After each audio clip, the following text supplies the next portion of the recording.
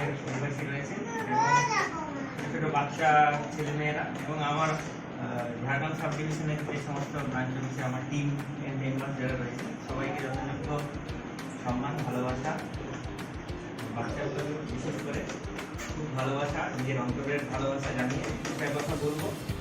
প্রথমেই আপনাদের সবাইকে শুভ দুর্গা পূজার, আজকে পঞ্চমী, তাই জন্য শুভ দুর্গা পূজা। আপনাদের পুজো ভালো কাটুক।